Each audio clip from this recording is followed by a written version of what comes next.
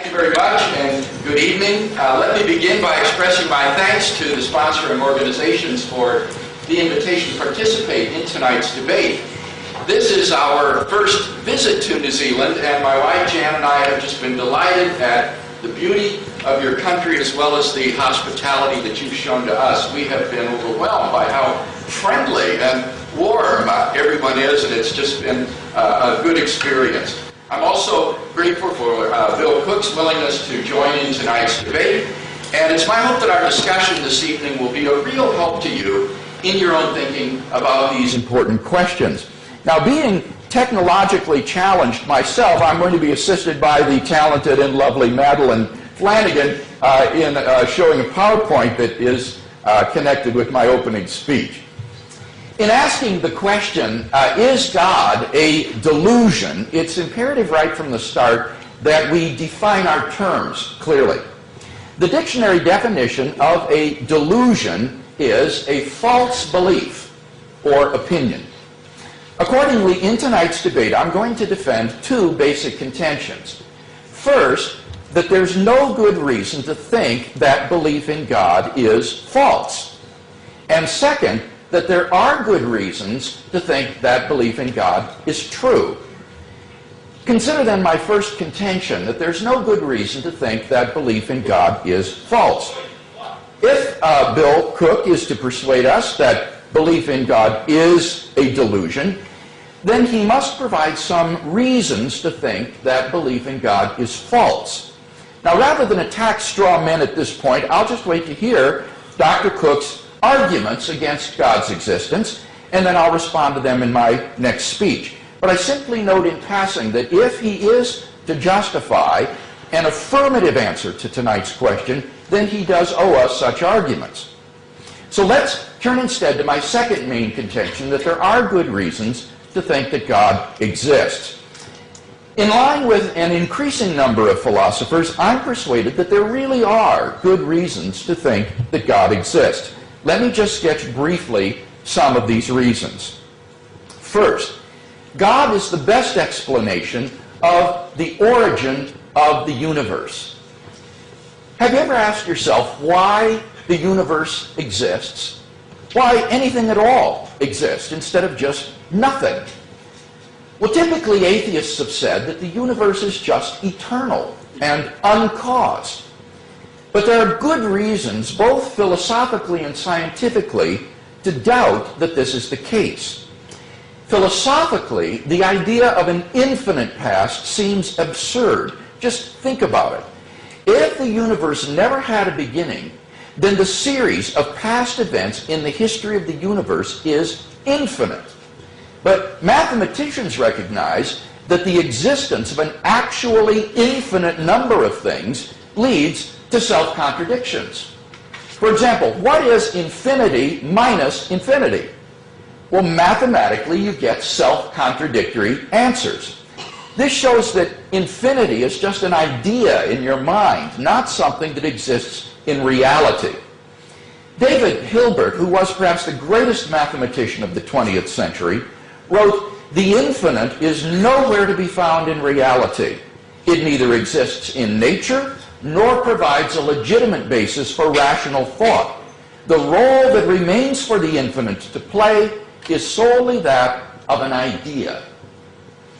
But that entails that since past events are not just ideas but are real, the number of past events must be finite. And therefore the series of past events can't go back forever. Rather, the universe must have begun to exist. This conclusion has been confirmed by remarkable discoveries in astronomy and astrophysics.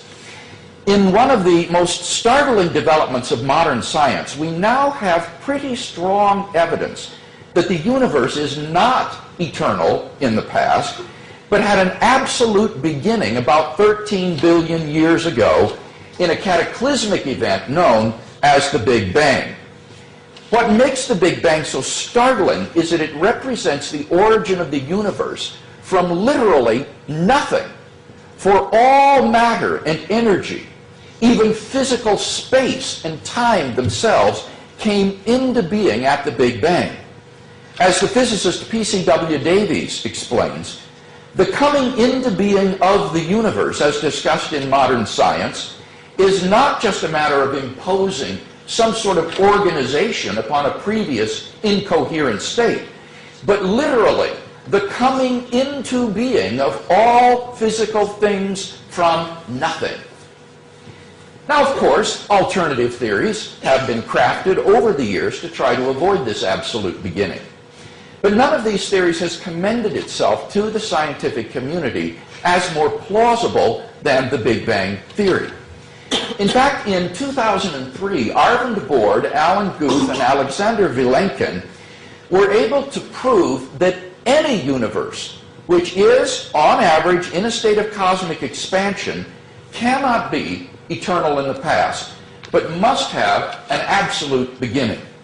Vilenkin pulls no punches. He writes, "It is said that an argument is what convinces reasonable men, and a proof is what it takes to convince even an unreasonable man. With the proof now in place, cosmologists can no longer hide behind the possibility of a past eternal universe. There is no escape. They have to face the problem of a cosmic beginning." That problem was nicely captured by Anthony Kenny of Oxford University. He writes, "A proponent of the Big Bang theory, at least if he is an atheist, must believe that the universe came from nothing and by nothing." But surely that doesn't make sense. For such a conclusion is, in the words of philosopher of science, Bruno Königscheider, in head-on collision with the most successful ontological commitment in the history of science, namely the metaphysical principle that out of nothing, nothing comes. So, why does the universe exist instead of just nothing? Where did it come from? There must have been a cause which brought the universe into being. We can summarize our argument thus far as follows. 1. Whatever begins to exist has a cause. 2. The universe began to exist. 3. Therefore, the universe has a cause. Now, as the cause of time and space, this being must be an uncaused, timeless, spaceless, immaterial being of unfathomable power. Moreover, it must be personal as well. Why? Because this cause must be beyond space and time. Therefore, it cannot be physical or material. Now, there are only two kinds of things that fit that description. Either abstract objects, like numbers, or else an intelligent, unembodied mind. But abstract objects can't cause anything. And therefore, it follows that the cause of the universe is a transcendent personal mind. Number 2, God is the best explanation of the fine-tuning of the universe for intelligent life. In recent decades, scientists have been stunned by the discovery that the initial conditions of the Big Bang were fine-tuned for the existence of intelligent life with a complexity and delicacy that literally defy human comprehension. This fine-tuning is of two sorts. First, when the laws of nature are expressed as mathematical equations, you find appearing in them certain constants, such as the gravitational constant. These constants are not determined by the laws of nature. The laws of nature are consistent with a wide range of values of these constants. Secondly, in addition to these constants, there are certain arbitrary quantities, which are just put in as initial conditions on which the laws of nature operate. For example, the amount of entropy in the early universe, or the balance between matter and antimatter. Now, all of these constants and quantities fall into an extraordinarily narrow range of life-permitting values. Were these constants or quantities to be altered by even a hair's breadth, the life-permitting balance would be destroyed and life would not exist. For example, If the force of gravity or the atomic weak force were altered by as little as 1 part out of 10 to the 100th power, the universe would not have been life-permitting. Now, there are only 3 possible explanations of this extraordinary fine-tuning: either physical necessity, chance, or design. Now, it can't be due to physical necessity because, as we've seen, the constants and quantities are independent of the laws of nature. In fact, string theory predicts that there are 10 to the 500th power different possible universes compatible with nature's laws. So, could the fine-tuning be due to chance? Well, the problem with this alternative is that the odds against the fine-tunings occurring by accident are so incomprehensibly great that they cannot be reasonably faced. The probability that all of the constants and quantities would fall by chance alone into the life-permitting range is vanishingly small. We now know that life-prohibiting universes are vastly more probable than any life-permitting universe. So, if the universe were the product of chance, the odds are overwhelming that the universe would be life-prohibiting. Hence, we may argue as follows. Premise 1, the fine-tuning of the universe is due to either physical necessity, chance, or design. 2, it is not due to physical necessity or chance. 3, therefore, it is due to design. And thus, the fine-tuning of the universe implies the existence of a designer of the cosmos. Number 3, God is the best explanation of objective moral values in the world. If God does not exist, then objective moral values do not exist. By objective values, I mean values that are valid and binding independently of whether anybody believes in them or not. Many theists and atheists alike concur that if God does not exist, then moral values are not objective in this way. Michael Ruse, a noted philosopher of science, explains, the position of the modern evolutionist is that morality is a biological adaptation, no less than our hands and feet and teeth, considered as a rationally justifiable set of claims about an objective something. Ethics is illusory. I appreciate that when somebody says, love thy neighbor as thyself, they think they are referring above and beyond themselves. Nevertheless, such reference is truly without foundation. Morality is just an aid to survival and reproduction, and any deeper meaning is illusory. Like Professor Ruse, I just don't see any reason to think that in the absence of God, the herd morality evolved by Homo sapiens on this planet is objective.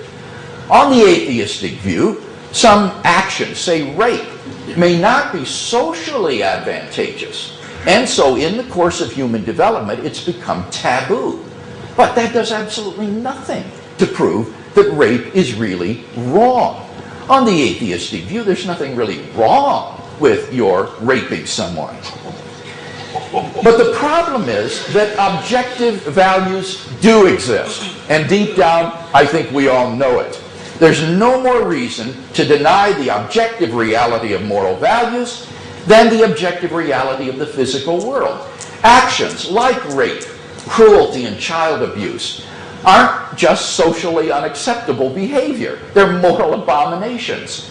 Ruse himself admits in another context, the man who says it is morally acceptable to rape little children is just as mistaken as the man who says 2 + 2 = 5. Some things, at least, are really wrong. Similarly, love, equality, and self-sacrifice are really good.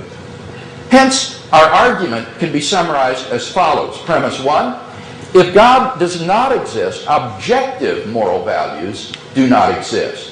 2, objective moral values do exist, but then it follows logically and inescapably that 3, therefore, God exists. Number 4, the historical facts concerning the life, death, and the resurrection of Jesus imply God's existence. The historical person, Jesus of Nazareth, was a remarkable individual. Historians have reached a consensus that Jesus came on the scene with an unprecedented sense of divine authority, the authority to stand and speak in God's place. He claimed that in himself the kingdom of God had come. And as visible demonstrations of this fact, he carried out a ministry of miracle working and exorcisms. But the supreme confirmation of his claim was his resurrection from the dead. If Jesus really did rise from the dead, then it would seem that we have a divine miracle on our hands, and thus evidence for the existence of God. Now, most people would probably say that the resurrection of Jesus is something you just believe in by faith, or not. But there are actually 3 established facts recognized by the majority of historians today, which I believe are best explained by the resurrection of Jesus. Fact number 1. On the Sunday after his crucifixion, Jesus' tomb was found empty by a group of his women followers. According to Jakob Kramer, an Austrian specialist in the study of the resurrection, by far most scholars hold firmly to the reliability of the biblical statements about the empty tomb. Fact number 2. On separate occasions, different individuals and groups of people saw appearances of Jesus alive after his death. According to the prominent New Testament critic Gert Ludemann, it may be taken as historically certain that the disciples had experiences after Jesus' death in which Jesus appeared to them as the risen Christ. These appearances were witnessed not only by believers, but also by unbelievers, skeptics, and even enemies.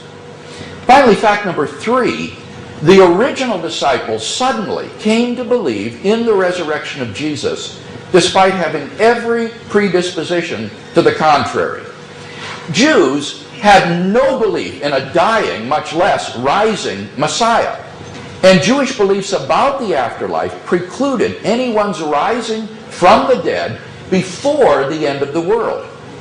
Nevertheless, the original disciples came to believe so strongly that God had raised Jesus from the dead that they were willing to die for the truth of that belief. N.T. Wright, an eminent British New Testament scholar, concludes, "That is why, as a historian, I cannot explain the rise of early Christianity unless Jesus rose again, leaving an empty tomb behind him." Attempts to explain away these 3 great facts, like the disciples stole the body or Jesus wasn't really dead, have been universally rejected by contemporary scholarship. The simple fact is that there just is no plausible naturalistic explanation of these facts. And therefore, it seems to me, the Christian is amply justified in believing that Jesus rose from the dead and was who he claimed to be. But that entails that God exists. And so we have a good inductive argument for the existence of God based on Jesus' resurrection.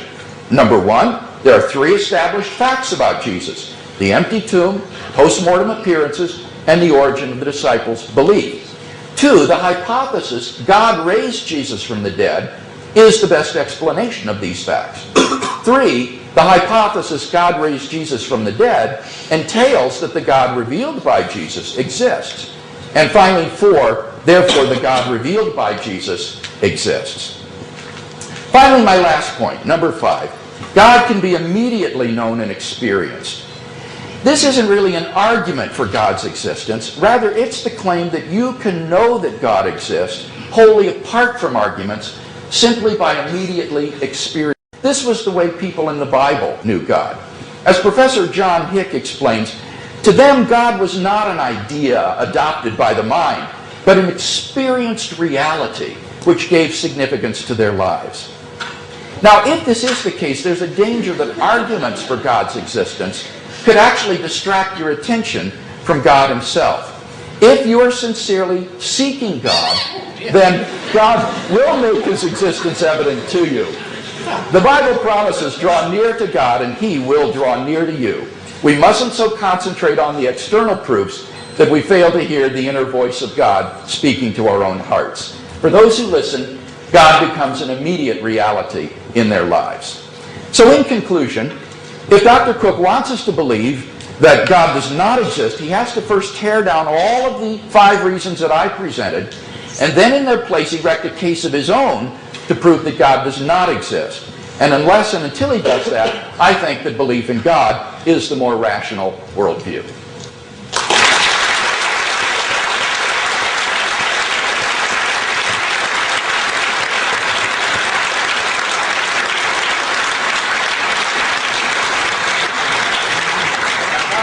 Bill Cooke to make his opening address.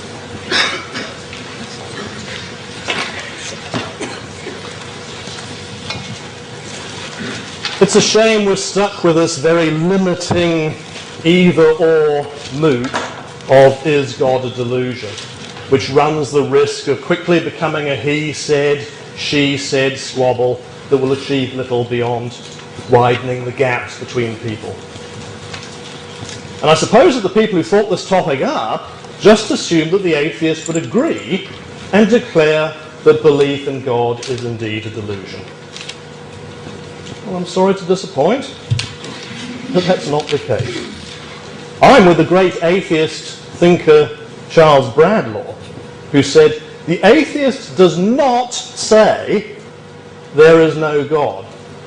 But," he says, "I know not what you mean by God. I am without idea of God." The word God, to me, is a sound conveying no clear or distinct affirmation. In other words, the atheist has no reliable evidence that one person's notion of God is any more sound than the next person's. What Bradlaugh understood, and what so much contemporary scholarship has since confirmed, is that God is a human invention. So rather than talk about God as a delusion, I prefer to use Lloyd Geering's idea that belief in God is a barrier.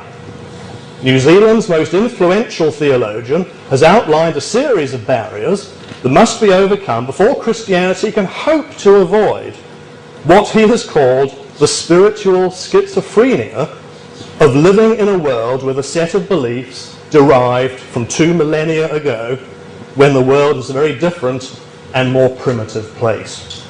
The barriers Geering mentions are: 1, the false veil of sanctity and authority which has grown up around the Bible.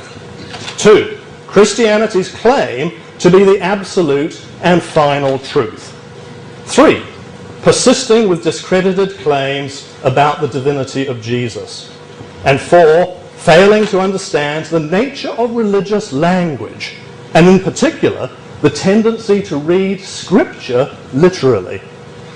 And the last barrier he speaks of is the traditional understanding of God as an objective being sitting up there in the sky somewhere. The sort of God that Dr. Craig has talked about.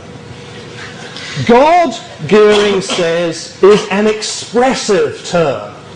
It is not a descriptive one. Such an important point, that. What I'll be arguing tonight is that belief in the sort of God idea approved by Dr. Craig acts as a barrier to making progress as a religious person. Now, it should be apparent that belief in God can act as a barrier. In religious extremism and terrorism, we see belief in God providing a justification for hatred. And in environmental matters, belief in God can, and often does, act as a barrier to the sort of ecological awareness upon which the survival of our planet depends. This is because of the damaging anthropocentric conceit that religious belief encourages. In Dr. Craig's words, in the absence of God, it is difficult to see any reason to think that human beings are special. But maybe this presumption of being special is part of the problem.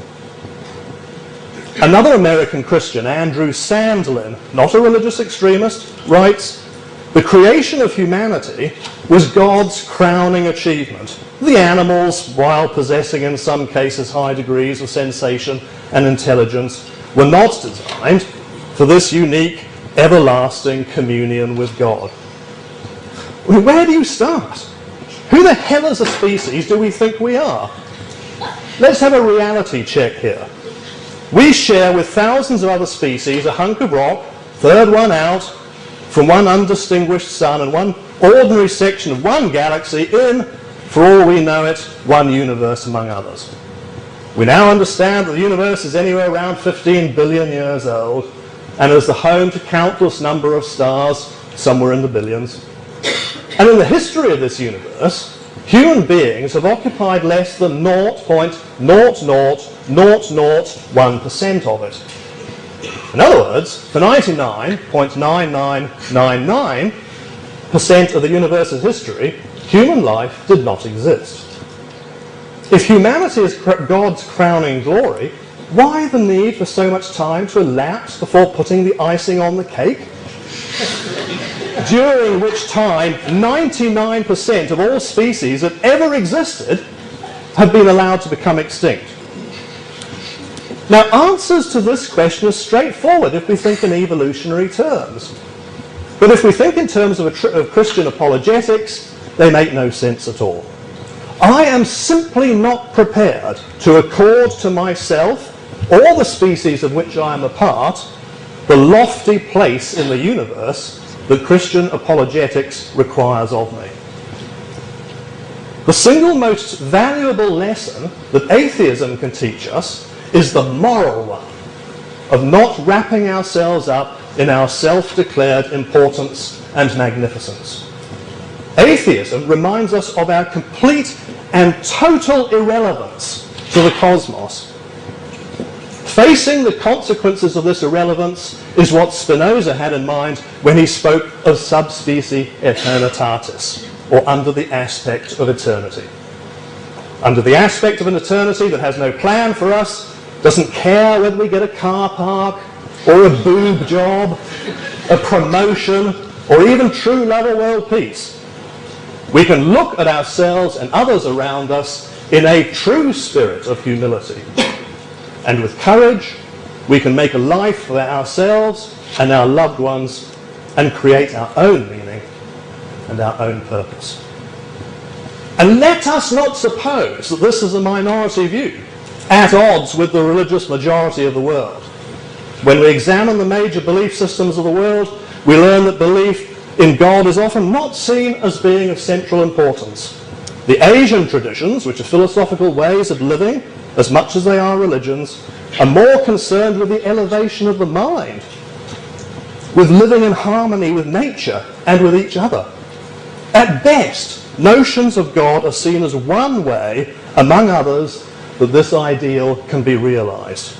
For most, notions of God are irrelevant, or, as I argue, a barrier to the elevation of the mind and living in harmony with nature. We should all know by now that believing something is no guarantee of behaving accordingly. Think of Graham Capel, former leader of the Christian Heritage Party, now serving 9 years for the sexual exploitation of children. It's only the Judeo-Christian religions which place belief in God as central to their systems. But with this emphasis on belief in God has come its tragic corollary of making a fetish of the us versus them distinction. As century followed century, believers in God have murdered unbelievers and each other, all in the name of a supposedly perfect and all-loving God. Nowhere is the truth that God is a human invention better illustrated than in the Hebrew Bible, what rudely gets called the Old Testament. Because there we can see the idea of God evolving over time among the Hebrews as their political fortunes rose and fell. As one scholar put it, the Jewish God was, of course, originally a tribal deity, but eventually he came to be conceived as a universal spirit, initially superior to other deities. Subsequently he was proclaimed the only true God.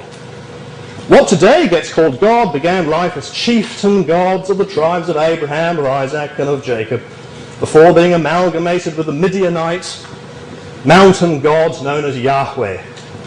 Yahweh, as Exodus 15:3 declares, was a warrior god and was taken up by the Hebrews for the purpose of ethnic cleansing of the original inhabitants of Palestine. This warrior god later developed into the royal god of the Hebrew people, and as Psalm 97.9 puts it, "For thou, Lord, art up high above all the earth, thou art exalted far above all gods." There's full recognition that other gods exist. All that's being said is that our God is the best God. It was not until after the Babylonian exile the Jews came to an exclusive monotheistic understanding of God. And it was this monotheistic conception of God that the Christians took over and set to their own uses. And this idea of God, whose birth, adolescence and development the Hebrew Bible so faithfully records, is the same God Dr. Craig expects us to believe was around in full working order at the beginning of time, overseeing the creation of 15 billion stars. I mean, how can this be true when the Bible itself tells a different story? Dr. Craig's cosmic creator notion of God is a later development in Jewish religious thought and runs counter to the story left in his own scripture. His view of God, then, acts as a barrier to a full understanding of the historical wealth of the Hebrew Bible. Neither should we assume that Dr. Craig's style of rationally proved God is uniquely representative of Christian opinion. Many leading theologians over the past century have accepted that God is not something that can be proved rationally. Hans Cooke admitted that insofar as they seek to prove something, the proofs of God are meaningless. Dietrich Bonhoeffer wrote, while incarcerated by the Nazis, God is teaching us that we must live as men who can get along very well without him. Albert Schweitzer, who's been described as the 20th century's greatest Christian, was also clear that the only plausible God was an unknowable God, to be experienced as a mysterious will within myself. This insight was built on his understanding of the hopelessness of the attempt to find meaning of life within the meaning of the universe. The British theologian Don Cupid is even more explicit when he says, "I still pray and love God, even though I fully acknowledge that no God actually exists." Closer to home, this is what Dean Richard Randerson had in mind last year when he declared himself agnostic as to the proofs of God. To seek proof of the existence of God in scientific terms is a category mistake, he wrote. He went on, much of the language of the Bible is to be read in categories of poetry and image, not as a scientific textbook. To treat Scripture as an all-purpose manual, this is in every respect true, is to violate the second commandment, which exhorts people not to set up idols for worship. So not only is Dr. Craig's thoroughly proved God a barrier to more humane versions of the God idea, some prominent theologians are now taking the next step of appreciating that belief in God is a barrier to true morality. Keith Ward asked whether one must believe in God in order to be truly moral. To think that, he said, would be to get the whole thing upside down. Belief in God is undertaking these practices. If God bothers you, he says, forget God and think of a way of adopting a way of self-formation which sees human life in the light of values that are of eternal worth. And Richard Holloway has written that the use of God in moral debate is so problematic as to be worthless. It is better, he argues, to leave God out of the moral debate and find good human reasons for supporting the approach that we advocate. It's clear then that many reputable Christian scholars either agree that belief in God is not something that can be proved, or that the proof of God is unimportant or even detrimental in determining one's relationship to the God idea. In this context, Dr. Craig's labyrinth of proofs seems irrelevant. Rather than proving God, his rational edifice functions more as a gallows upon which nobler and more humane ideas of God die a slow death. Now let's also remember that this is not a simple contest between the atheist and the theist. Dr. Craig is a 99.9% atheist. He denies the existence of every single God ever conceived, except one. The God he believes in appears on page 341 of my Encyclopedia of Gods. He's a hardcore atheist, right up to page 340, and then again to the end of the book. But on page 341, he completely changes his mind and provides the deluge of argumentation that he has given us tonight. And Dr. Craig has no way of showing, beyond merely asserting it, that the God which appears on page 341 is the same as his creator God. Could it not just as easily be one of the other ones? And it should also be said that belief in God can act as a barrier to effective dialogue between people of different beliefs. Instead of looking at what divides us, as this moot does, wouldn't it be better to look more at what we have in common? The first and most obvious point that atheists and religious believers share is a common humanity. Now this might sound trite and obvious, but it's worth saying, not least because of the demonization of atheists that is now, in the United States at any rate, reaching dangerous levels. The Canadian philosopher Kai Nielsen, an atheist as it happens, has identified these moral truisms which are shared by atheists and religious believers alike. Listen to them. Truthfulness is a virtue. Promises should be kept. Integrity is something to be cultivated. Human well-being is desirable. Understanding one's situation in life is a good thing. Human suffering and pain are bad.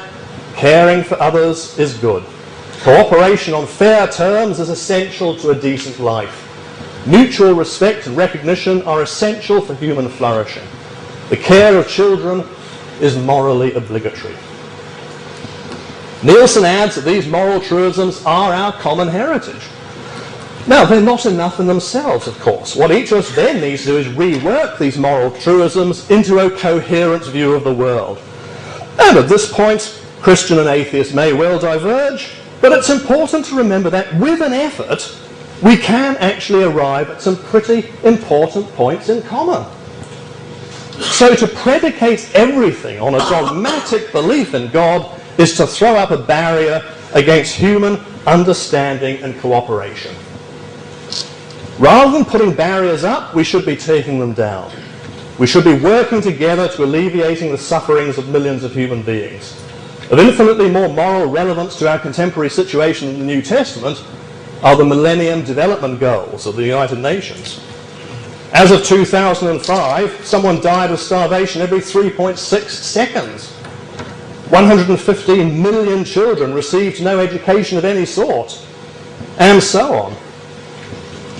In the face of this catalogue of suffering, all Dr. Craig can do is split philosophical hairs about whether the level of suffering is gratuitous. I quote him, "We are not in a good position to assess with confidence the probability that God lacks morally sufficient reasons for permitting the sufferings of the world."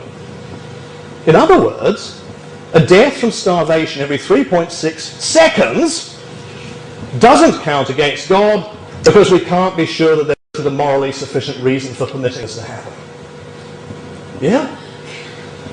Dr. Craig's God is too busy to worry about the world's suffering, which he can't be sure is gratuitous. His God seems more worked up about what homosexuals do in the privacy of their own home, or to abstain from sex before marriage, or worse still, that God is an American and is right behind President Bush's bloodletting in Iraq. I don't think there's ever been a time in the history of the Christian religion where its God has been portrayed in such mean-spirited and trivial terms. If that is the God I'm supposed to worship, then I remain proud to call myself an atheist. Is God a delusion? No more so than many other human-generated ideas. But Dr. Craig's version of the idea, I have argued, acts as a barrier to broader, nobler renditions of this human idea. Albert Schweitzer seems closer to the mark when he said, "Only an infinitely small part of infinite being comes within my range. The rest of it passes me by like distant ships toward which I make signals they do not understand." Thank you.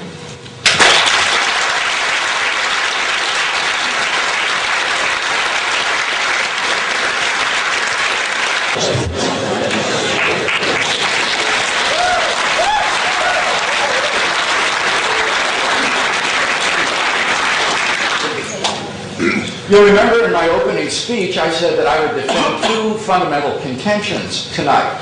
The first of these was that there's no good reason to think that belief in God is false. Now, it's not clear to me after listening to Bill Cooke whether he actually thinks that belief in God is false. He redefined what it means to be an atheist. He says an atheist does not say that God does not exist, and therefore he's not claiming that God is a delusion. But he is asserting that God is just an invention. Now that seems to me to be a difference without a difference. If he means that this is an invention to which there is no objective corresponding reality, then he is saying that belief in God is a delusion, that is to say, a false belief.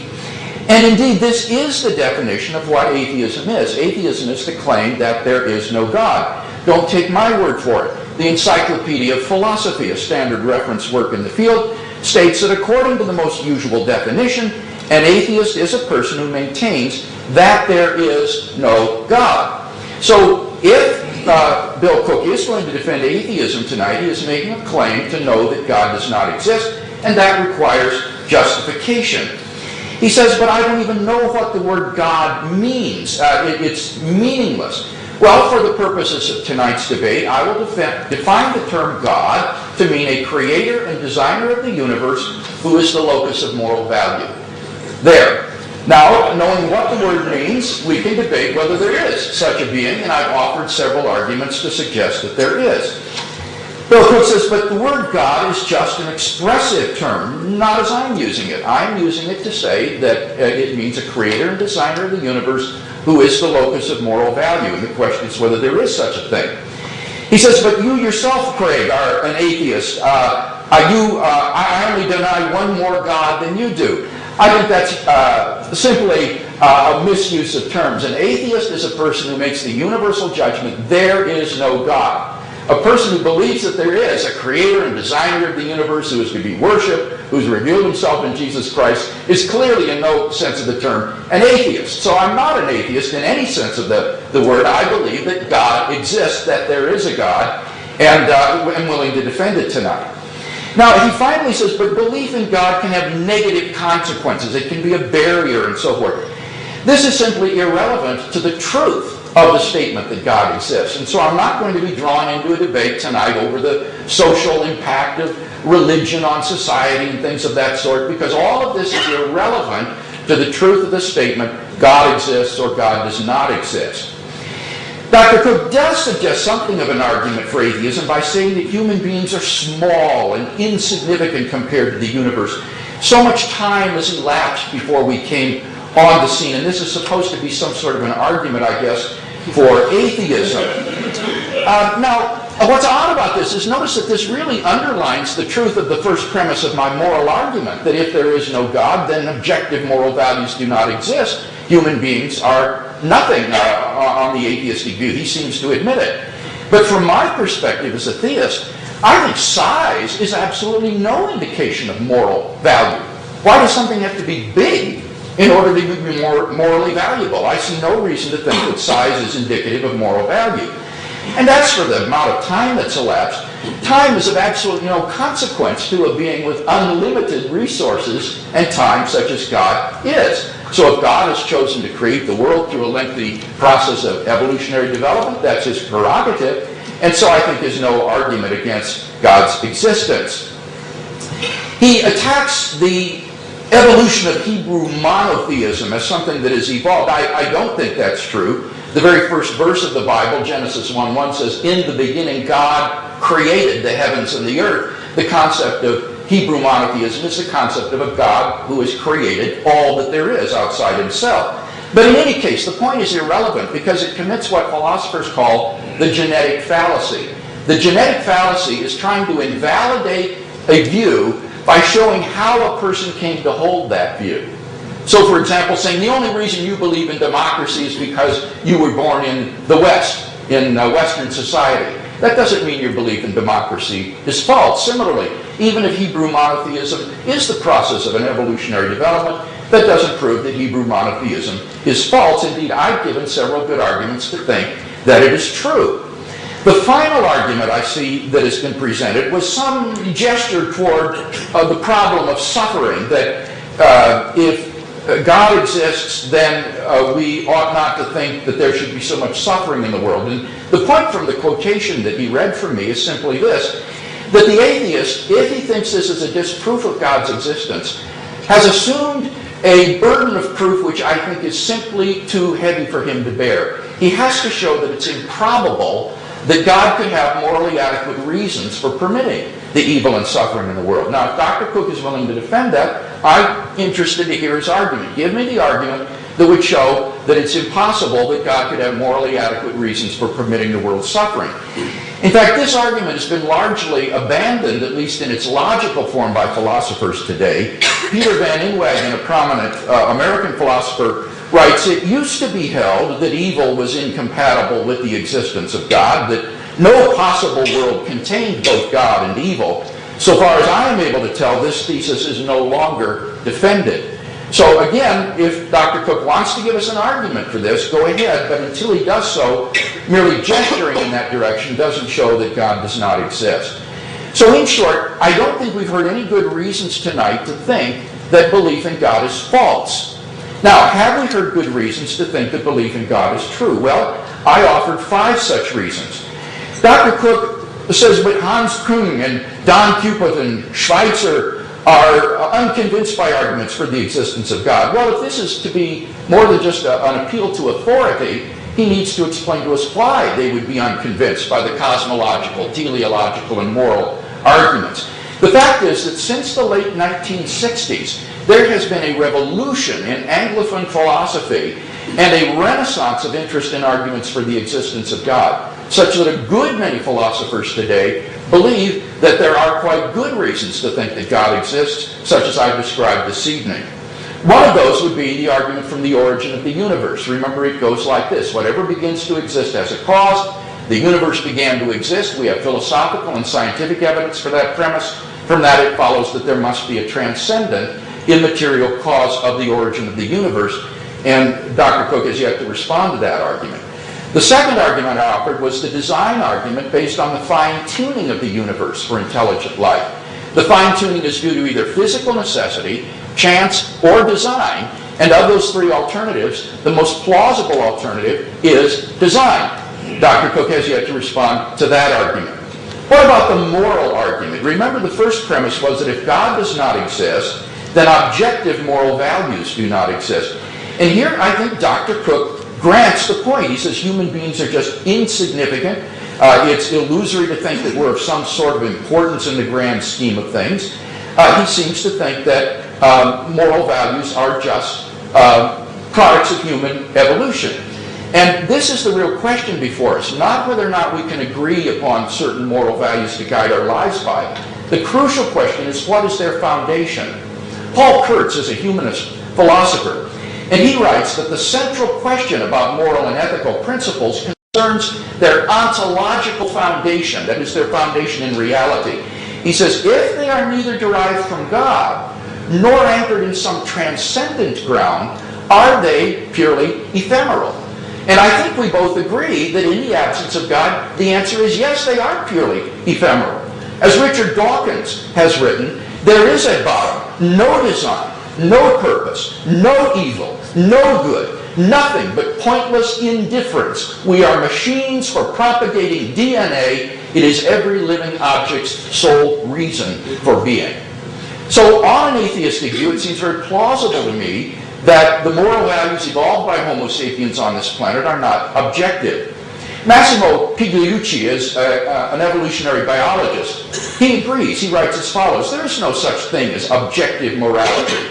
Morality in human cultures has evolved, and what is moral for you might not be moral for the guy next door, and certainly is not moral for the guy across the ocean. And what makes you think that your personal morality is the one, and everyone else is wrong? He says what we call homicide or rape, or even infanticide, is very, very common among different types of animals. Lions, for example, commit infanticide on a regular basis. Now, he says, are these kinds of acts to be condoned? I don't even know what that means, he says, because the lion doesn't understand what morality is. Morality is an invention of human beings.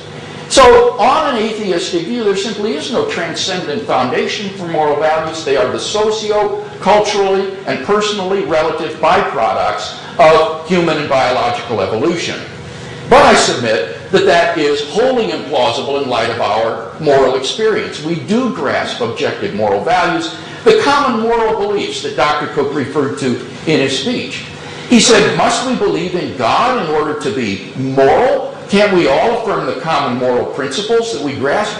Of course we can. You don't need to believe in God in order to live a moral life. That is not my argument. He's confusing our knowledge of moral values with the foundation for moral values. I think that all persons can grasp the objective moral values that do exist. But the question is, on atheism, is there any foundation for the intrinsic value of human beings? And I think we both agree that there isn't one. Fourthly, I argued that the evidence for the life, death, and resurrection of Jesus point to a miraculous explanation as the best account of why the tomb was empty, the appearances occurred, and the disciples came to believe that Jesus was risen from the dead. And I want to emphasize here that these three facts are not the opinion of conservative scholars or fundamentalist scholars. These represent the wide mainstream opinion of New Testament historians today. And I can't think of any better explanation for them than the one that the original disciples gave, namely God raised Jesus from the dead, and that entails that God exists. Finally, I mentioned the immediate experience of God. I think that you can know that God exists wholly apart from arguments.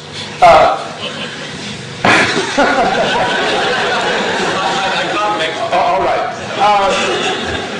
And unless Dr. Cooke can give me some arguments for atheism, why should I deny what is real in my experience? Why should I regard my experience of God as delusory in the absence of some good argument for atheism?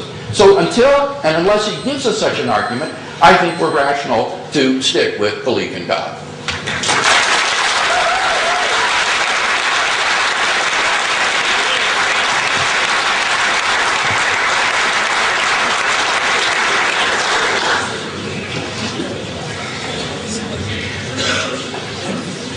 Here's where it becomes this sort of rather tiresome he said, she said squabble that I mentioned at the beginning of my address.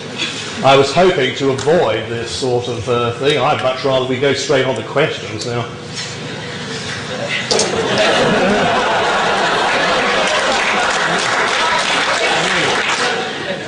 I'm just going to end up repeating what I said before. I'm not interested in whether... I'm not here to persuade Dr. Craig to become an atheist. I'm not here to persuade any of the theists in this room to become an atheist. I'm here because I'm not an evangelist.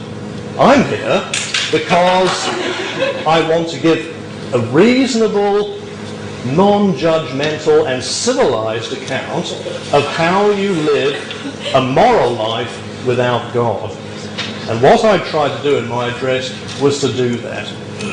Now, I'm not a cosmologist, neither is Dr. Craig, and I'm not going to start talking about the creation of the universe? I don't know.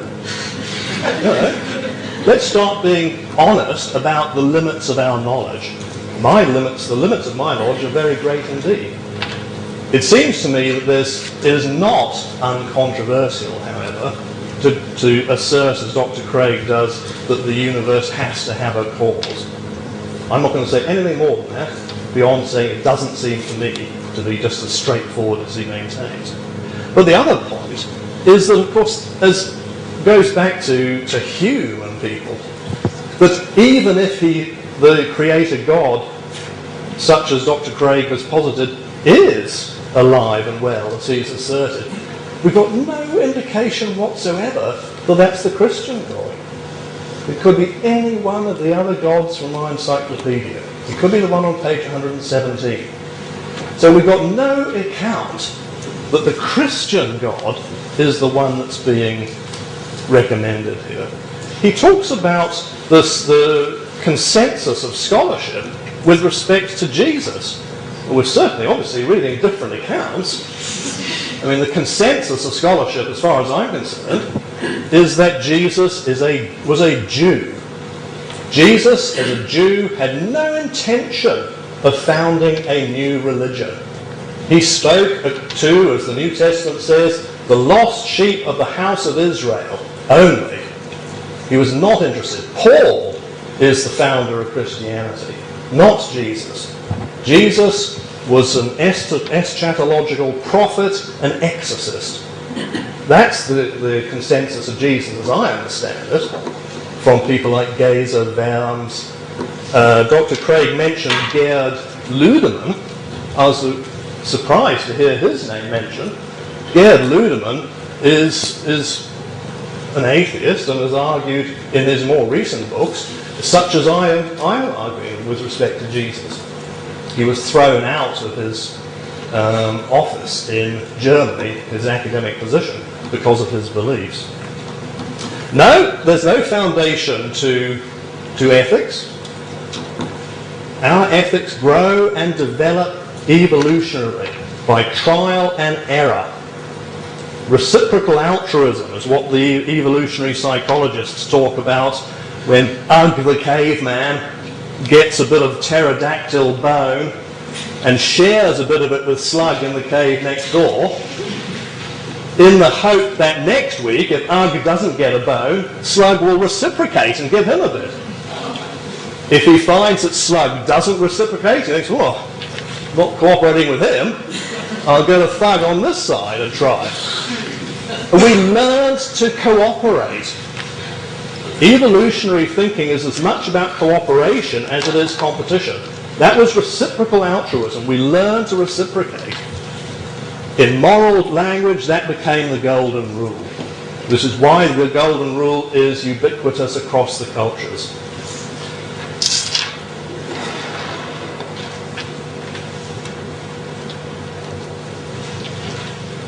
I'm not going to say any more because it's just going to be repeating what I'm saying, and I don't want to engage too much in a he said, she said squabble. Thank you.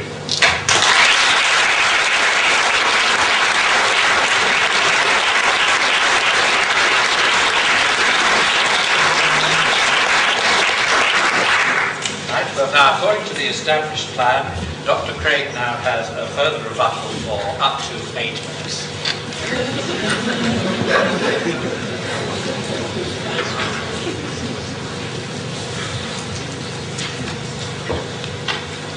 Well, I don't find debates boring. I think it's very exciting to have the exchange of ideas and repartee and rebuttal.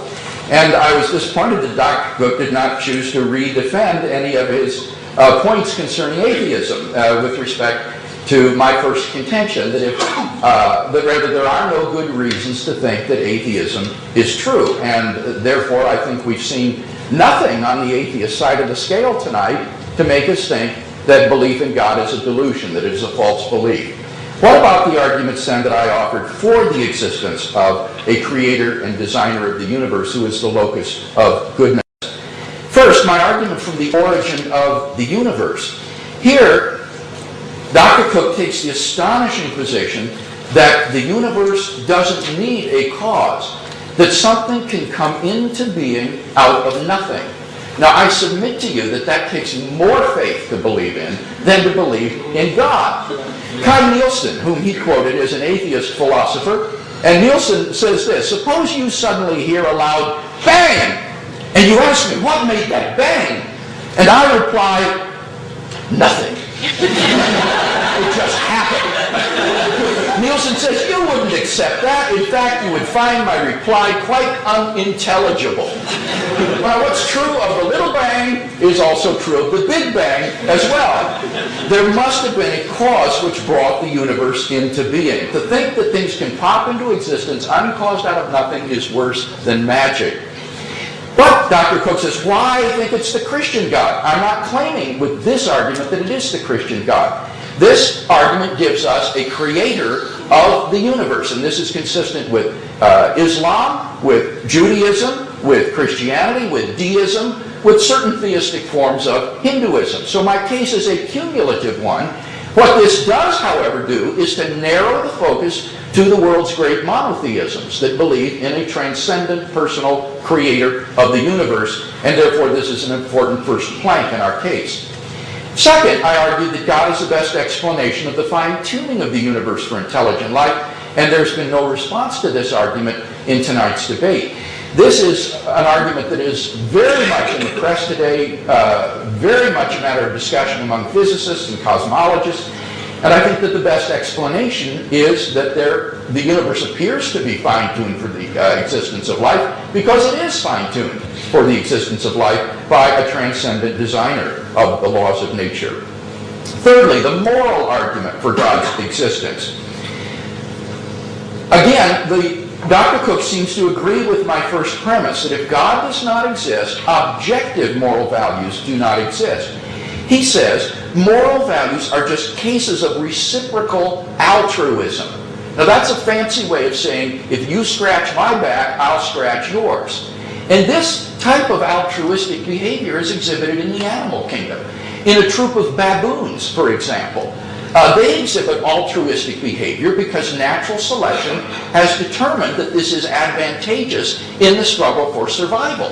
The species will survive more effectively if altruistic behavior is selected for by natural selection.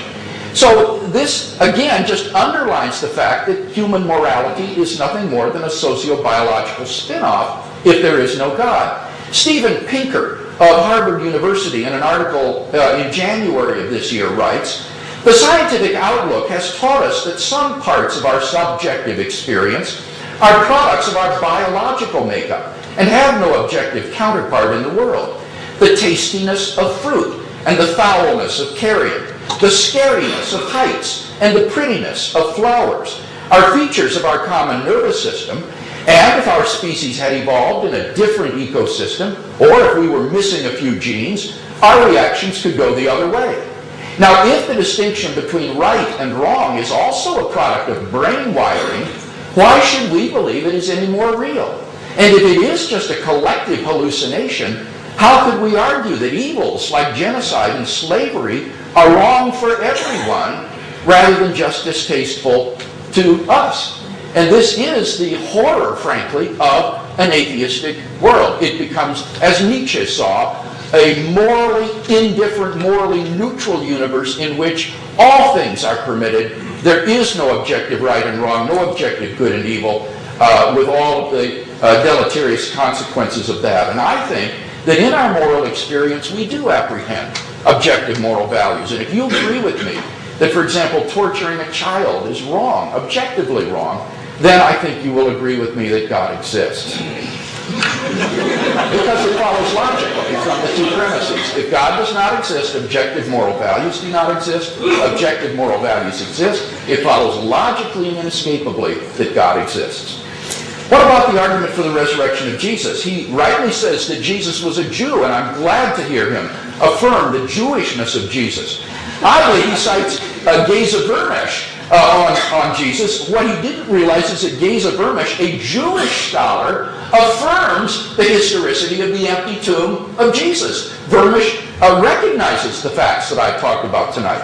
Similarly, Ludemann, he's quite right, is an atheist. And that's why, for those of you who know the literature, will know that the people I'm quoting in support of my case are not people on my side. I quote people on the other side so as to not be accused of stacking the deck. And Ludemann, whom I quoted, agrees that the disciples, in groups and individuals, did experience these post-mortem appearances of Jesus. He says this is historically certain. The question then is, how do you best explain it? And I've debated with Ludemann on this. We've published a book together on this. And I don't know of any better explanation than the one that the disciples gave, that God raised Jesus from the dead. I would point out, in support of my contention that this is the consensus, a broad consensus of scholarship, that in the Journal Dialogue from 2 years ago, there was a bibliographical article that surveyed 1,400 articles over the last 25 years on the resurrection of Jesus. And it showed that 75% of scholars writing on the subject agree on the historicity of Jesus' empty tomb, and there is near universal agreement on the post-mortem appearances and the origin of the disciples' belief in Jesus' resurrection. So the only question is, how do you best explain these? Finally, the immediate experience of God, again, has been yet to be addressed in tonight's debate. God is real to me. I experience God as a personal reality in my life. In the absence of some good argument for atheism, why should I regard my experience as delusory? Am I not within my rational rights to believe in God on the basis of my experience, just as I am in my rational rights to believe in the reality of the external world or the reality of the past on the basis of my experience of those realities? So I think we've got 5 good arguments for the existence of God. No compelling arguments to show that belief in God is false, and therefore I think we have good grounds for thinking that God exists.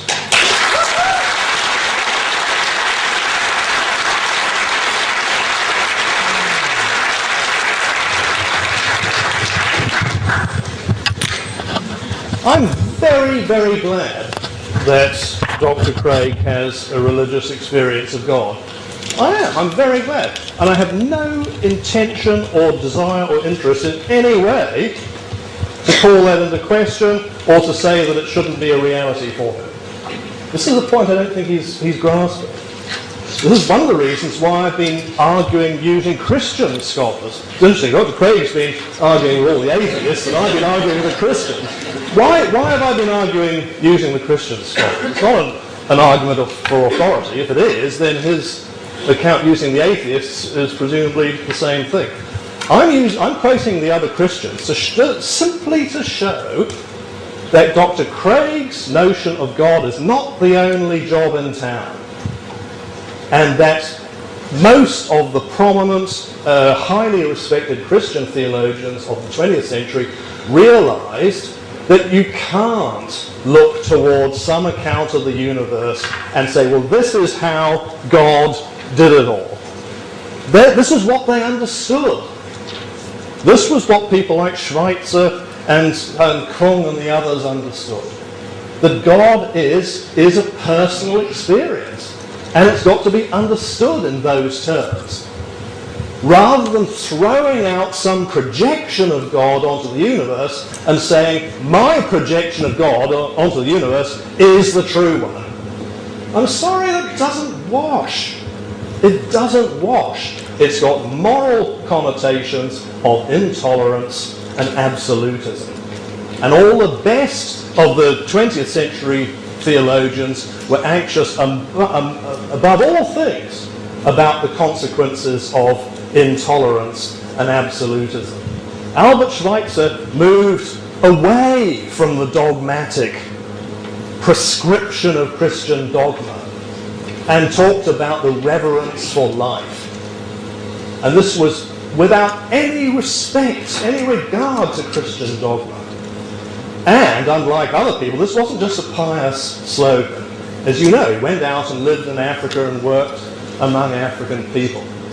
I'm not in the slightest bit interested in debating questions about which I am not qualified to speak, about how the universe began. All I'm saying to you, any legitimate ways that Christian people can look at God that is more inclusive, that is less dominated by dogma, and is less open to the sorts of abuses and intolerances that a great deal of evangelical Christianity is subject to. Those are the only points that I'm trying to make, and the only point that to me seems important to make. And that's why we need to be working together to look at things, and to look at the issues that matter, rather than essentially trivial ones about the existence of God.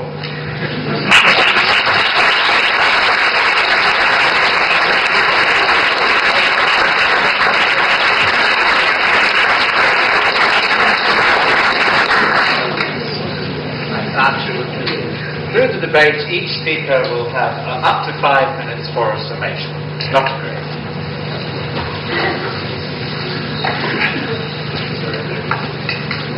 In my final round, I would like to try to draw together some of the threads of the debate to see if we can come to any conclusions. Have we seen tonight any good reason to think that belief in God is false? I don't think so. In the last speech, again, we simply heard the assertion that belief in God leads to intolerance and absolutism. But I don't think that that's, even if it were true, relevant to the truth of whether or not God exists. You cannot judge the truth of a view by looking at its social consequences. But in any case, this is certainly not true for anyone who follows the views of Jesus of Nazareth.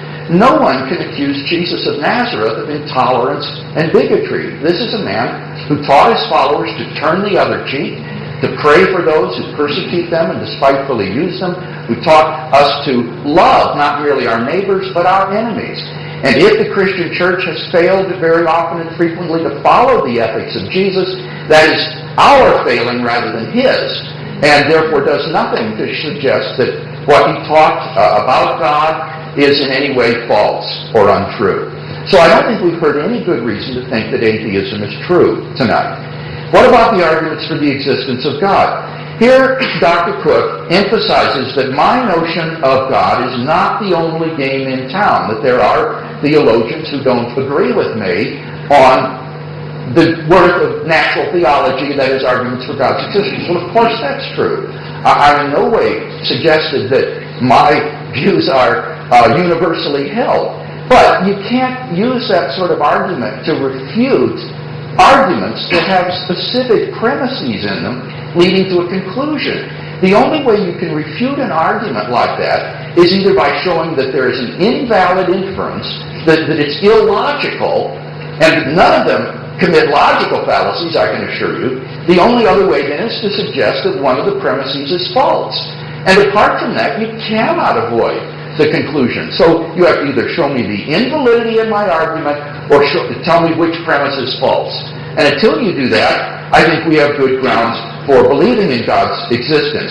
And moreover, I suggested that in contrast to earlier scholars like Schweitzer, who wrote around 1910, Bonhoeffer, even Cooke, that there are quite a good number of philosophers today who think that the project of natural theology is very viable and who have defended arguments such as the ones that I've been giving. Well, what about these arguments? The argument from the origin of the universe has yet to be refuted in tonight's debate. I have made a study of cosmology. I did my doctoral work in Birmingham on this subject and have continued to pursue it since.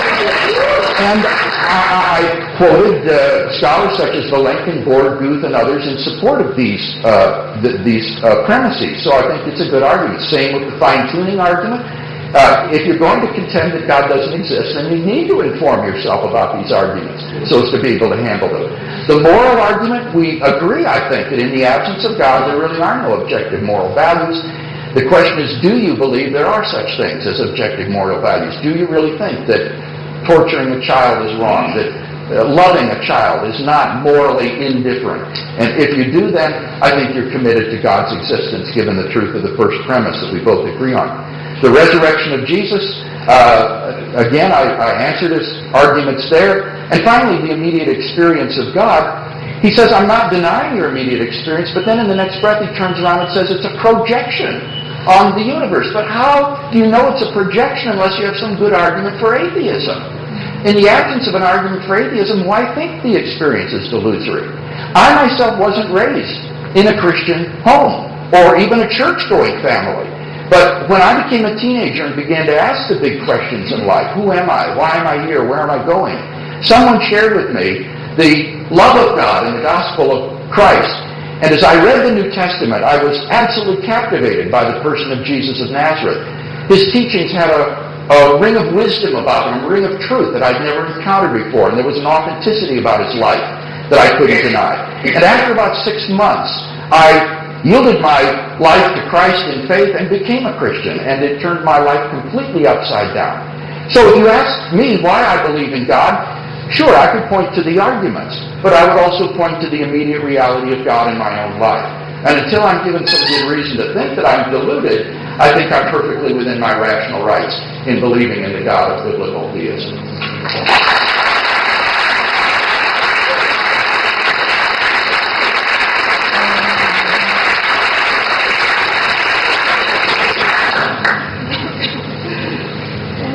If I may indulge in a metaphor, Dr. Craig has constructed a resplendent golden palace in the tide lagoon of our ignorance. I am not a cosmologist, and it is ill-advised, to say the least, to build resplendent palaces on shifting sands.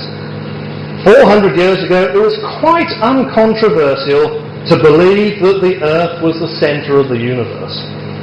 Those few who did contest the claim were forced to recant or burnt at the stake. But each attempt by Christian conservatives to try to anchor a God idea in something supposedly objective inevitably slips away on a new tide of learning. Dr. Craig's God idea is in such a position already and acts as a barrier to wiser, more humble notions of God that the great theologians of the 20th century explored. Against this, the atheist is content to live in a state of imperfect knowledge and does not presume to deserve a full explanation, and certainly not one that panders to one's anthropocentric conceit as fully as Dr. Craig's God idea does. Atheism, by contrast, is the condition of simply being without an idea of God that isn't just somebody's assertion. On the basis of cosmic humility, we can proceed to learn about how the universe actually works and to find our purpose and our meaning under its vast canopy. This is what I call humanism. The real conversation we should be having, rather than sterile tussles about whether something essentially unknowable exists or not, is how best to alleviate the suffering in the world here and now, and how best we can exercise a responsible stewardship of the planet for future generations. Because whether we like it or not, that is our responsibility and ours alone.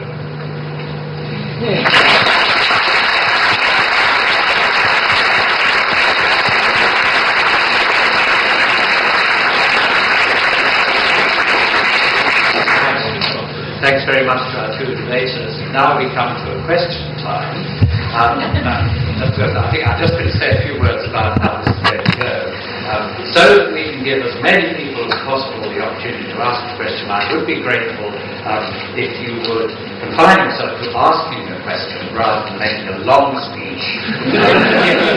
If you're going on for too long, I will retaliate by making a rather rude noise with this plastic. And I would also be grateful if you would address your question either to Dr. Craig or to Dr. Cooke, and we'll try and take questions in such a way that we have an even spread of questions. And after the person who address your question has spoken, we will give the other debater a chance to add a comment if he wishes to do so. So I see a gentleman here who's very eager. Yes. Are you aware that in the Chinese language there's no word for God? Now, in the Chinese system, there was a thriving civilization 5,000 years ago, when our ancestors were swinging in the trees.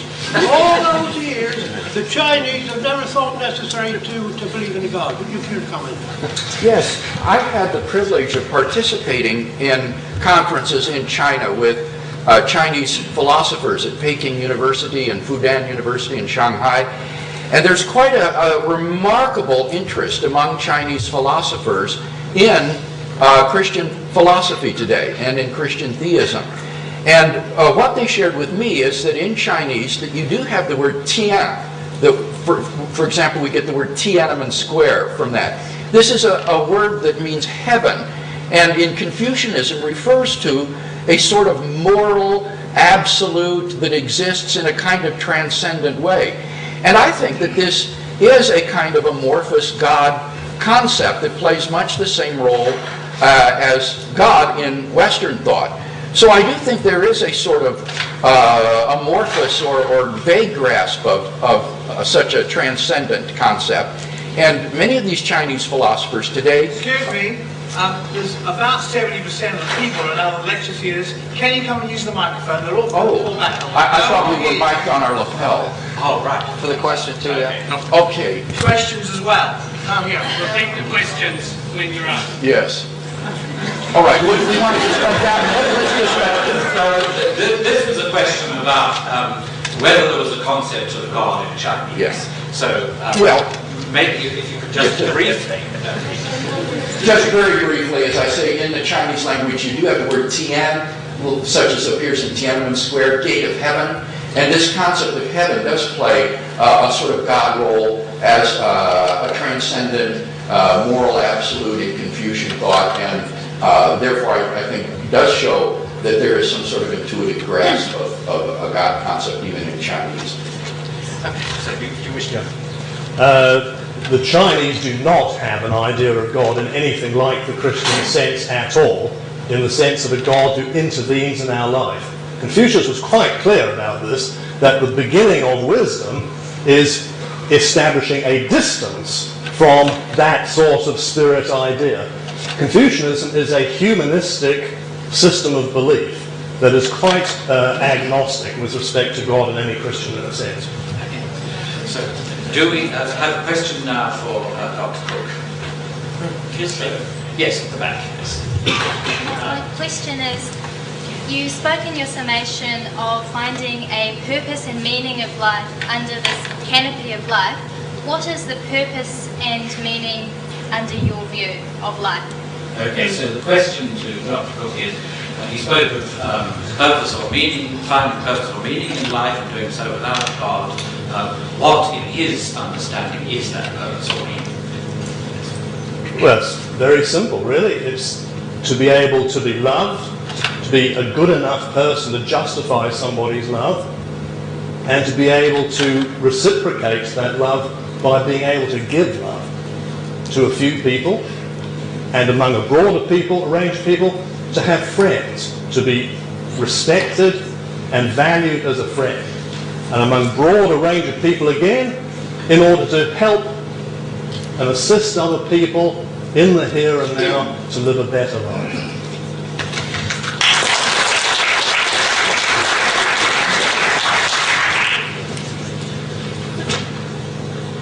I think this is a profound question that we all ask about the meaning and purpose in life. And I would say on an atheistic view, there is no objective purpose in life. There is no reason for which we exist. Death marks the end of all the life we will ever know, and indeed the entire universe is doomed to destruction in the heat death of the universe. There will be no light, there will be no heat, there will be no life, just the endless carcasses of dead stars and galaxies expanding into the infinite blackness.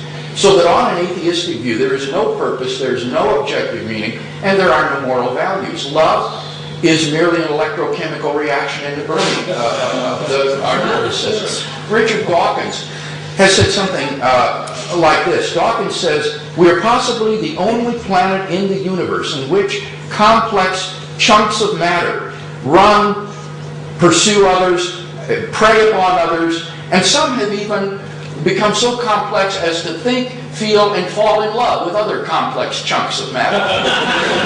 That's all love is on an atheistic view, just an electrochemical reaction determined by the brain. It has no moral or ethical significance at all.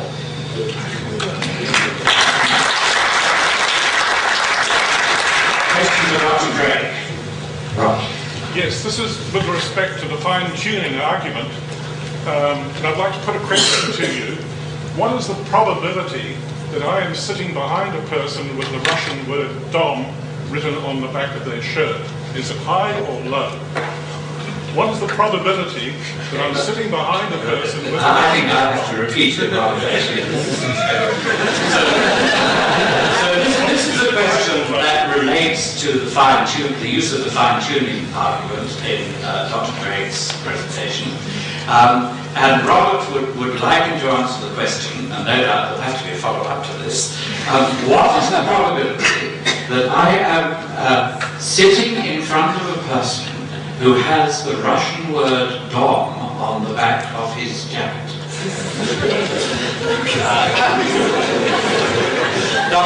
Yes, clearly those probabilities are virtually infinitesimal. It's very, very insignificant.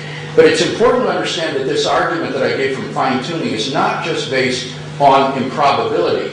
It is based upon high improbability plus an independently given pattern that exists. So, for example, in dealing a hand of cards, say playing bridge, any hand that's dealt is equally improbable, right? So a perfect bridge hand is equally improbable with a haphazard hand. Nevertheless, if you were playing bridge and every time you dealt, you arrived with a perfect bridge hand, your opponents would obviously suspect that this is the result of design, not simply haphazard chance. What is the difference? The difference is that in the one case you have not simply high improbability, but you also have an independently given pattern. And it's this marriage, I think, that helps to tip us off to design. It is complexity, not just improbability. Is complexity, which is more than just random improbability. Yes, but in response, the complexity itself is even more improbable, yet nonetheless it's actual that I'm behind a person and the situation I've described is highly improbable, but it is actual. Okay, right, so the point that Robert is wanting to make was that the situation that he's described is actual, even though one would have to concede that it was highly improbable. Do you want to? No. Very much professional philosophers. Okay, now a question for Dr. Cooke. Could I use the microphone or should I? Yes, it would be a great pleasure. Okay, Bill, I just wanted to ask you, and forgive me for the simplicity of the question, but you mentioned about loving one another, and as fellow mankind and just human beings, we have all fallen short in showing love for one another in many different ways, in acts and also much in our thoughts. And the Bible says that God sent Jesus into the world, and that He poured out His blood for our sin. And my question is, how shall we escape if we reject so great a salvation as that?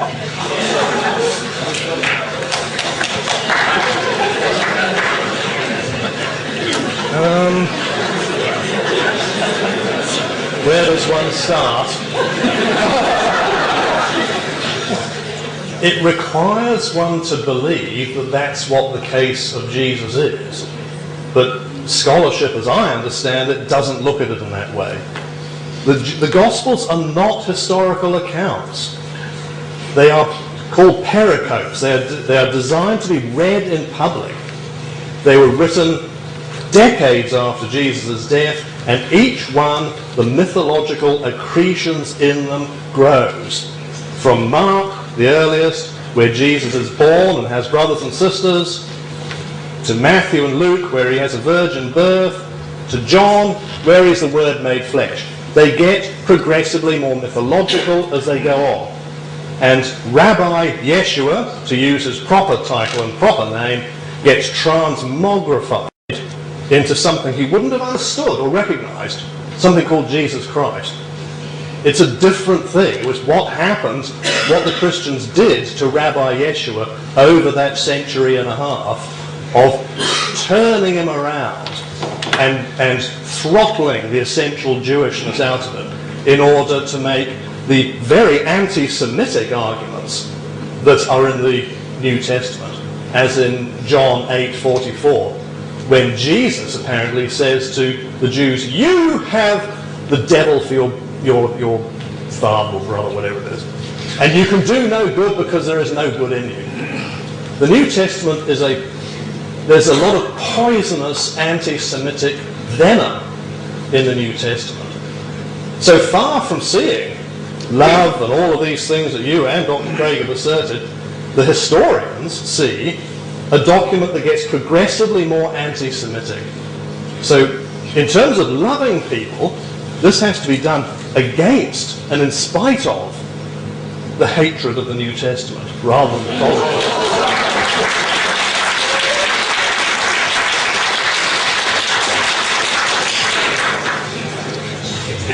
I think that shows a misunderstanding of the New Testament. The polemicizing that goes on in the Gospel of John against the Jews, you must remember that this is taking place among Jews. The earliest Christians were Jews, and John was a Jew, and Jesus was a Jew. So this is very typical sort of family squabble that you can show in other Jewish writings where they argue with each other and debate with each other in this way. This is not anti-Semitism in the modern sense that you have exhibited, say, in National Socialist Germany or anti-Semitic societies of that nature. And as for Jesus becoming the Christ, the word Christ is not Jesus' last name. It's the Greek word for Messiah.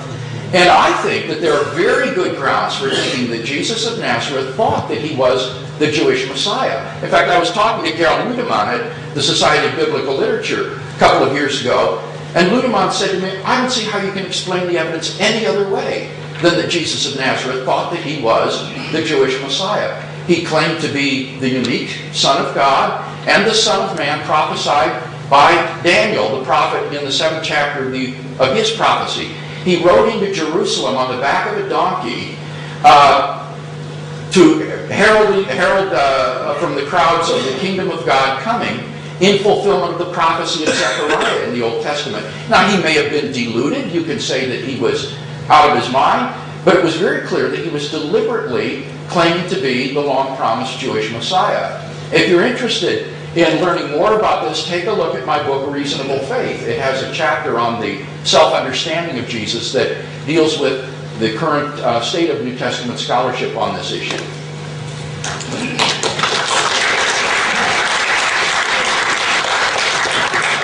That was a question for Dr. Craig. Ray. I'll speak up loudly. But then people in the other rooms will not be able to see him. Another professor of philosophy is not going to trust me to say what he means. A question for Dr. Craig pertaining to his argument on the objectivity of moral values.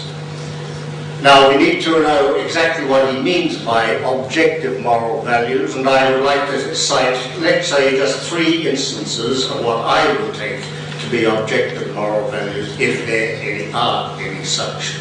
1. Thou shalt not, or if you like, it is morally wrong to wantonly slaughter innocent people. 2. It is morally wrong to order others to wantonly slaughter innocent people. And I'll take the 3rd one, of his own choosing. It is morally wrong to torture innocent children or innocent people. Okay? I have argued in a paper published in Farsi, among other languages, titled a moral argument for atheism, then if any of those three principles that I've just enunciated are indeed objective moral principles, then if objective moral values exist, God does not exist because he violates all three. And I'll give Dr. Crane chapter and verse for each if he so desires.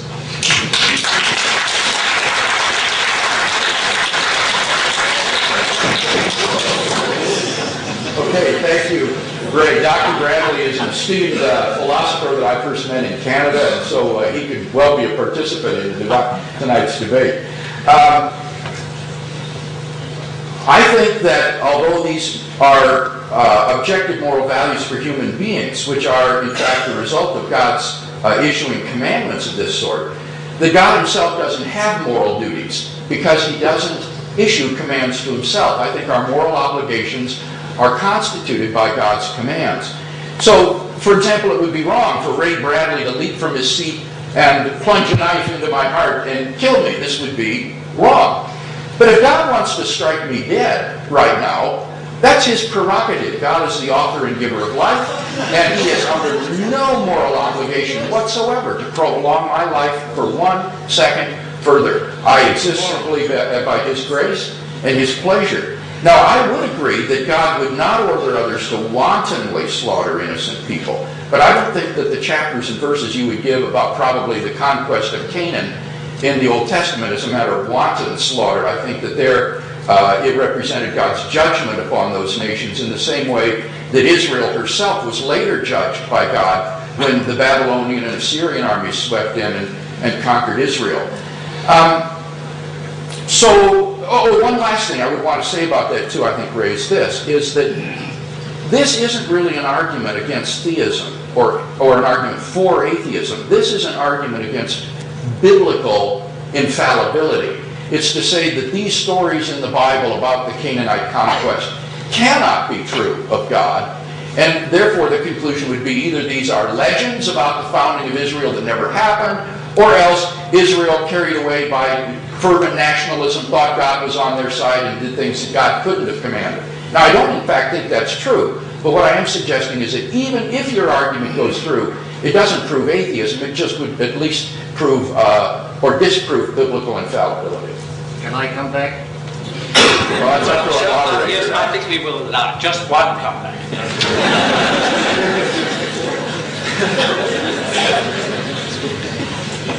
As you know very well, Bill, having debated the question, can a loving God send people to hell, with me in 1994, a transcript of which, by the way, is available on the website, reasonfaith.org. Yes. It's my website. So. The issue that exercised me in that debate had to do with God sending people to hell. And a hell, furthermore, in which, according to the book of Revelation, all whose names were not written in the book of life will be tortured in the lake of brimstone and sulfur, and the smoke of their torment will ascend forever and ever with divine lookers-on, namely the Lamb, the person of Jesus, and the smoke of their torment ascendeth forever and ever. Jesus, who is purported to be the exemplar of all that is moral, God is love and all that jazz, is the person to whom we owe the doctrine of a fiery hell. There are other concepts of hell, but the doctrine of a fiery hell is that of Jesus. In the book of Matthew alone, there are 13 passages in which he speaks of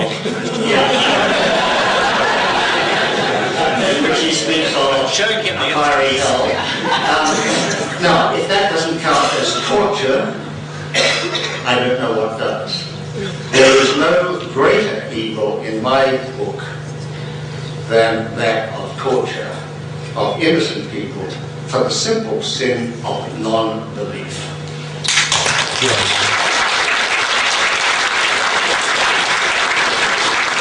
Well, of course, on the Christian view, these aren't innocent people. So that's neither here nor there. I would say, moreover, that the essence of hell is separation from God. And the Bible uses various metaphorical images like fire and brimstone, or the worm does not die, and the outer darkness and so forth. But the essence of what's expressed here is separation from God. And the Bible is very clear that God doesn't want anybody to be separated from Him forever.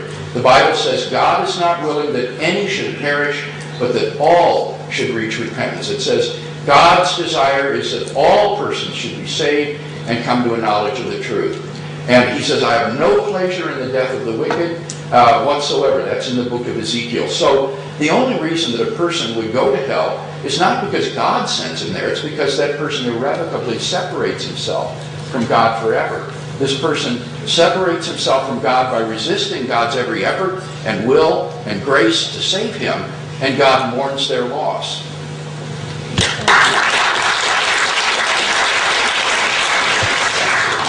Can I just make one note that at times when it suits Dr. Craig to talk about metaphorical or allegorical understandings of the Bible, he's happy to do that. But at other times, when we're going to be very firm and proving and literalistic, we're happy to do that as well. This is a problem with this slippery approach to understanding the Bible that shows, I think, a lack of understanding about how the Bible was written and why it was written, which is why I quoted Dean Randerson, saying that it can't be used as an all-purpose car manual. It needs to be used in a way more understanding of the terms in which it was written, which gets us out of the slippery usage that we get now, where we've worked from literal interpretation when it suits to metaphorical interpretation when that suits.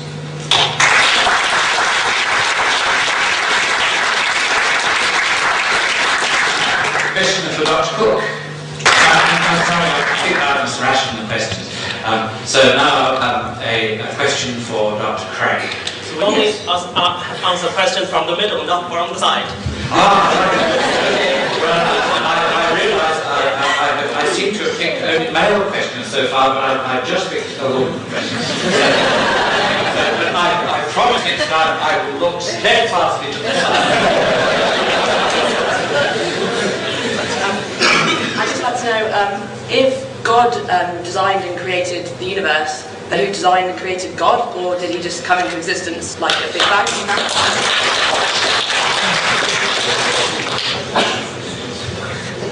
If you remember the premise to my cosmological argument, it was whatever begins to exist has a cause.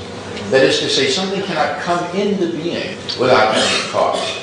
But for something that transcends space and time and exists eternally and never came into being, there wouldn't be any requirement of a cause. This isn't special pleading for God. This is what the atheists has typically claimed of the universe, that the universe is eternal and uncaused. So we have to get back to some sort of first uncaused cause. But it cannot be, I think, the universe in light of the arguments that I gave for the finitude of the past and the absolute beginning of the universe.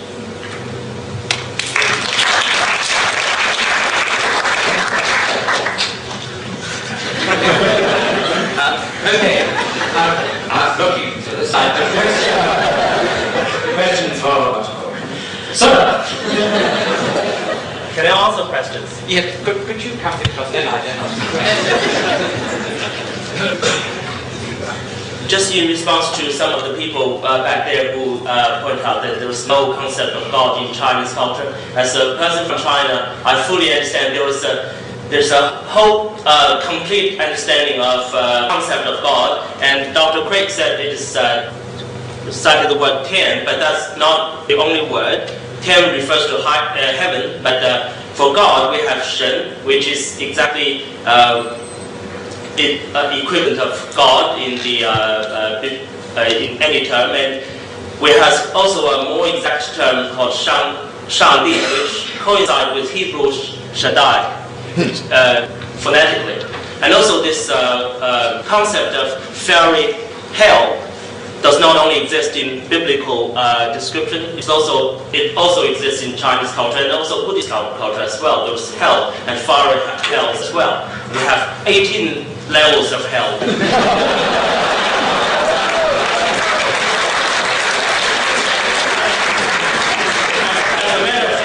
Well, I rather think if you look around, you look into this present world, for many people it is already a hell.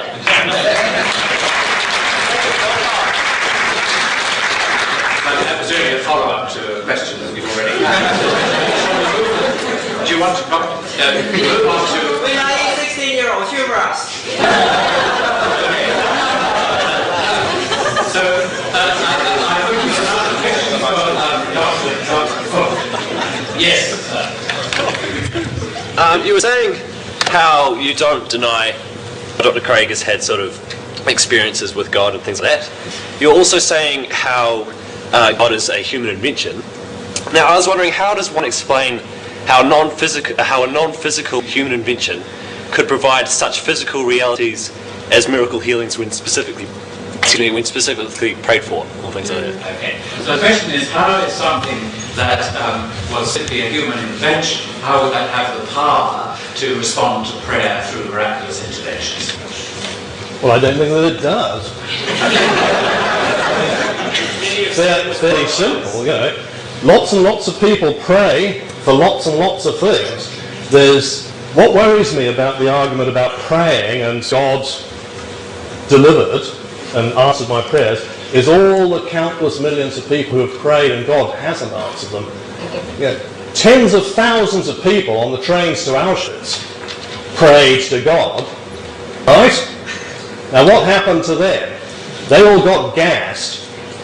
So I don't think that it's beholden on those people who have had a lucky break, who have been healed, usually by medicine, conventional medicine, to then ascribe it to something. There's an arrogance about that worries me. There's a heartlessness about it that worries me, because it ignores those millions of people who have prayed to God and whose prayer has been unanswered.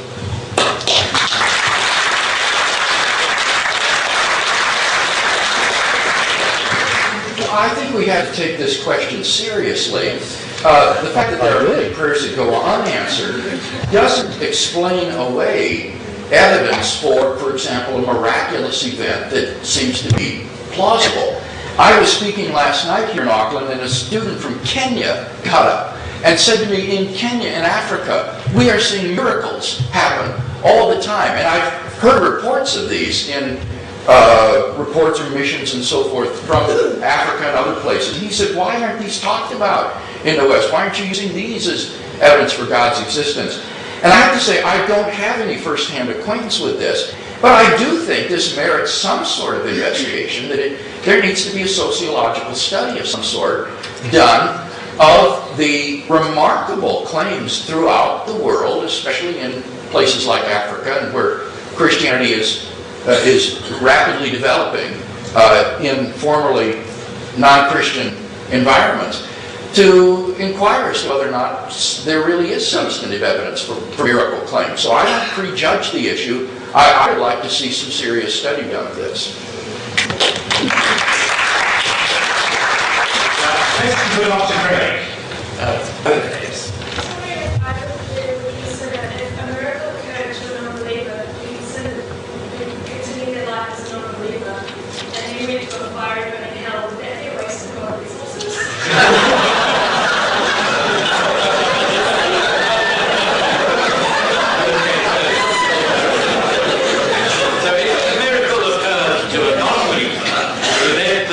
In his or her unbelief and ended up in a fiery hell, what sort of a waste of resources would that be? Well, here my response would be similar to the one about all the time and the space that there is. For a being who has unlimited resources, this just isn't a problem. On the contrary, it would show the grace of God, that God could extend His grace even to those who reject miraculous signs of His existence.